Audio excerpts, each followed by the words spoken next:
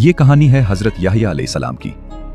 मेरी कौम के लोगों, मेरी बात गौर से सुनो। मैं तुम्हें सच के सिवा कुछ नहीं बता रहा। मैं तुम्हें हिदायत के लिए खबरदार कर रहा हूं। जो तुम कर रहे हो वो मत करो।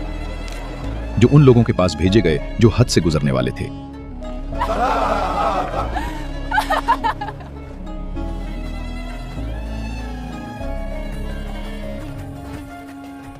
जिन्होंने उनके वालिद हजरत ज़करिया अलैहिस्सलाम को कत्ल कर दिया था। ये बहुत खतरनाक है, हमें फौरन यहां से निकलना पड़ेगा। और नाफरमानी में आगे निकलने वाले लोग थे। ये कैसे हो सकता है? हमें ये कबूल नहीं। मेरी आंखों पर यकीन नहीं आता। जबकि उनके वालिद बुढ़ापे में भी अल्लाह से रहमत की दुआ करते रहे। हजरत ज़करिया रात के वक्त बेदार हुए और खामोशी से अपने रब को पुकारा। उन्होंने अर्ज किया, ऐ मेरे रब, मैं अपने बाद आने वालों से डरता हूँ और मेरी बीवी बांझ है। तू अपनी खास रहमत से मुझे एक ऐसा वारिस अता फरमा जो मेरा भी वारिस हो और आले याकूब का भी वारिस बने।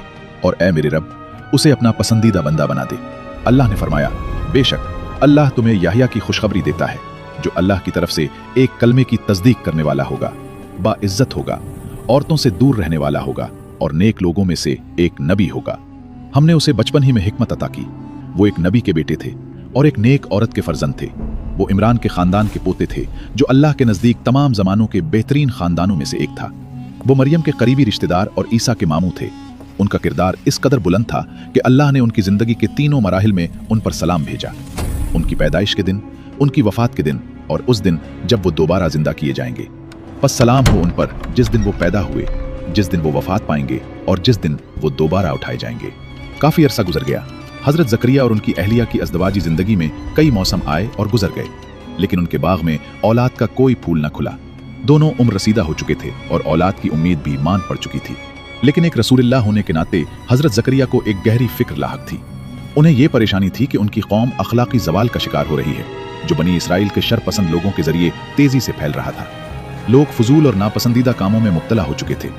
दूसरी तरफ वो ये भी देख रहे थे कि बुढ़ापा उन्हें कमजोर कर रहा है और उनके बाद इस्लाह का काम संभालने वाला कोई नहीं होगा, जबकि उनकी वफात का वक्त करीब आ रहा था।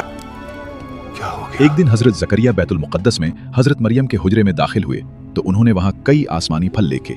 हैरान होकर पूछा, ये फल कहां से आए, कौन लाया है? हजरत मरियम ने इत्मीनान से जवाब दिया, ये अल्लाह की तरफ से हैं। इस नेक लड़की की बात ने हजरत ज़करिया के दिल में एक नई सोच पैदा कर दी। क्या वो अपने रब से बुढ़ापे में औलाद नहीं मांग सकते? चाहे उनकी बीवी बच्चा जन्ने की उम्र से गुजर चुकी हो, उनके मेहरबान रब के लिए कुछ भी नामुमकिन न था। इसी सोच के साथ हजरत ज़करिया रात को खड़े हुए और खामोशी से अपने रब को पुकारा ताकि कोई और न सुन सके।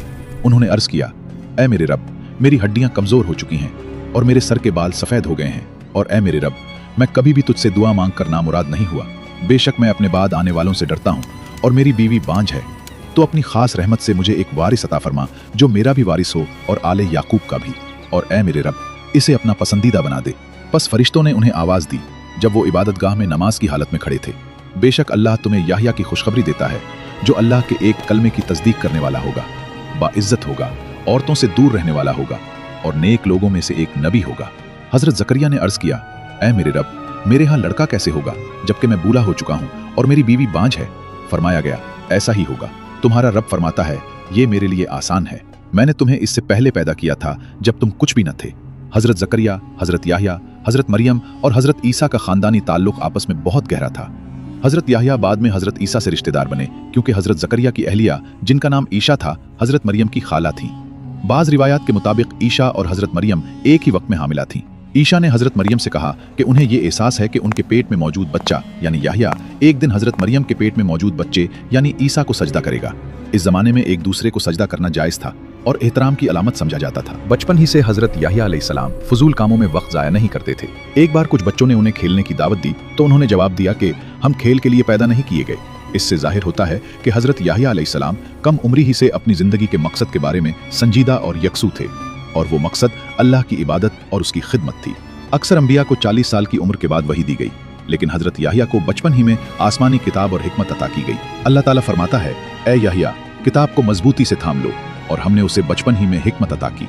हजरत याह्या को अपनी कौम में बेहतरीन अखलाक और बुलंद किरदार अता किया गया था। हजरत याह्या बहुत पुरसुकून और हर इंसान और जानवर के लिए बेहद रहम दिल थे। वो सबके लिए मेहरबान और नर्म दिल थे और अल्लाह की तमाम मखलूक़ात के लिए गहरा मोहब्बत रखते थे। उनका अंदाज नर्म और पुरसुकून था और वो जल्दी गुस्सा नहीं होते थे। उनका रवैया और सोच इतनी पाकीज़ा थी कि उनका कोई भी अमल अल्लाह की नाफरमानी में नहीं था। अगरचे अंबिया और रसूल को बीवी रखने की इजाज़त थी, मगर वो औरत की सोबत की ख्वाहिश भी नहीं रखते थे, क्योंकि वो नहीं चाहते थे कि उनका दिल या तवज्जो किसी पर मरकूज हो। अल्लाह के अलावा वो अपनी ज़िंदगी में हमेशा पाकदामन रहे। वो किसी भी किस्म की बदकारी से इज्तनाब करते और उनका रवैया इतना बेऐब था कि कोई भी कम्युनिटी में उनके बारे में गपशप या कयास आराई नहीं कर सकता था। अल्लाह फरमाता है कि हमने उन्हें लोगों के लिए रहमत और हमारे फजल का जरिया बनाया, और वो गुनाहों से पाक और नेक थे। वो वालिदैन के लिए भी फर्माबरदार थे और कभी उनकी नाफरमानी नहीं की। वो उनकी खिदमत और इज्जत करते सब्र, शफकत और सखावत के साथ, हत्ता कि वो बहुत बुढ़ापे में भी हों। मुख्तसर ये कि उनका किरदार कामिल था, कभी गुरूर या नाफरमानी के आसार नहीं दिखाए। वो एक नबी के बेटे, एक नेक औरत के फर्जंद और इमरान के खानदान के पोते थे, जो अल्लाह के नज़दीक हर जमाने के बेहतरीन खानदानों में से थे। वो हज़रत मरियम के रिश्तेदार और हज़रत ईसा के मामू थे। उनका किरदार इतना शरीफ था कि अल्लाह ने उन पर जिंदगी के तीनों मराहिल में सलाम भेजा, पैदाइश, वफात और क़यामत के दिन। रसूलुल्लाह सल्लल्लाहु अलैहि वसल्लम ने फरमाया कि आदम की औलाद के हर शख्स पर क़यामत के दिन गुनाह होगा, सिवाय हज़रत याह्या बिन ज़करिया के। एक मौके पर हज़रत याह्या हज़रत ईसा के साथ चल रहे थे। ईसा ने कहा कि तुम मुझसे बेहतर हो, क्योंकि अल्लाह ने तुम पर सलाम भेजा, जबकि मैंने अपने लिए दुआ की। हत्ता कि हज़रत ईसा ने भी तस्लीम किया कि बाज़ पहलुओं में हज़रत याह्या अफजल थे, जो उन दोनों की आजिज़ी और मकाम की पहचान को जाहिर करता है।